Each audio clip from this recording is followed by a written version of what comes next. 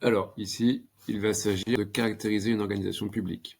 Donc, le but de ces chapitres, c'est de vous apprendre à faire les différences entre les organisations, comprendre comment est-ce qu'elles fonctionnent et quelles sont leurs missions. Et il ne faut pas que vous confondiez un McDonald's avec une mairie ni avec une association.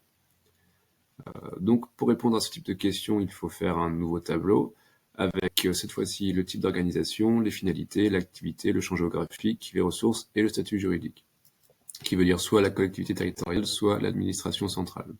Ici, on ne parle pas de secteur d'activité ni de taille. Ce n'est pas une entreprise. Donc, si vous êtes confronté à une organisation publique, vous allez devoir donc faire un tableau avec les éléments que vous aurez appris par cœur, le nom, le type d'organisation, le statut juridique, la finalité, l'activité, les ressources et le champ géographique.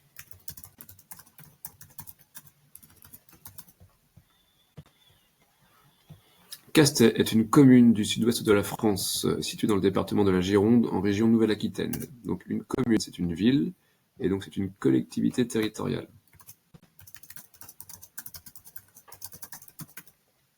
Une collectivité, c'est une organisation publique, dont le but est de satisfaire l'intérêt de ses administrés.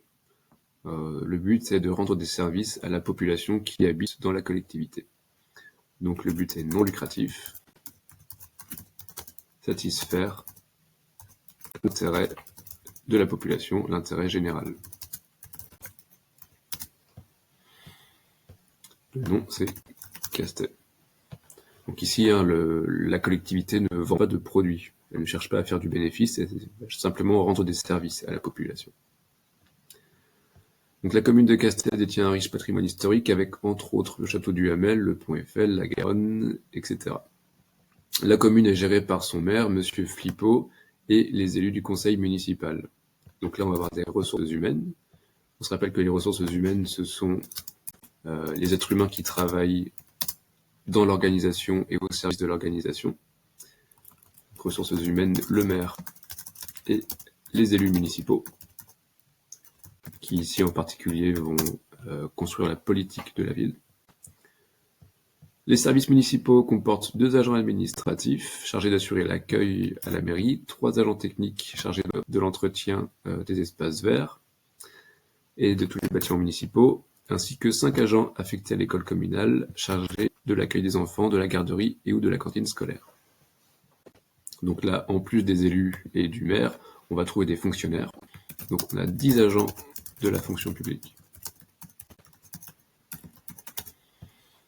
qui travaillent à appliquer la politique du maire et des élus municipaux et à l'entretien et au bon fonctionnement de la ville. Alors quelles sont les activités de la commune? Ici, on nous dit qu'il y a l'accueil à la mairie, l'accueil des habitants, des administrés. Donc un habitant qui veut faire une nouvelle carte d'identité, qui veut un permis de construire, va à la mairie et va demander qu'on lui rende ce service. On va aussi avoir l'entretien des espaces verts et des bâtiments municipaux et l'accueil des enfants, de la garderie et la cantine scolaire. L'école primaire est une compétence attribuée aux communes. Les collèges, c'est pour les départements et les lycées, ce sont les régions qui les gèrent. Donc, activité, on va avoir les services municipaux, l'entretien des espaces verts et la garderie et la cantine scolaire.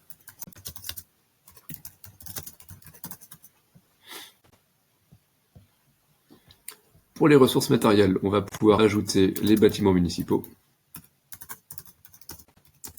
donc l'école primaire justement, pourquoi pas le stade de foot, les hangars où on va garder les tracteurs et les engins pour entretenir la ville, une serre où on peut faire pousser des plantes, etc.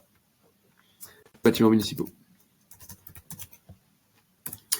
Et dans les ressources financières, on a ici un tableau avec les produits de fonctionnement et les charges de fonctionnement qui appartiennent au budget de fonctionnement de la commune. Les produits, c'est ce que gagne une organisation, et les charges, c'est ce que doit payer une organisation. Donc ici, la commune va pouvoir fonctionner grâce à ces produits, qui viennent en partie des impôts locaux et de l'argent qui est donné par l'État, et qui s'élève donc à 820 000 euros. La commune a un budget de 820 000 euros pour l'année. Et pour le champ géographique, c'est bien évidemment local pour une commune. Ça serait régional pour un département ou une région.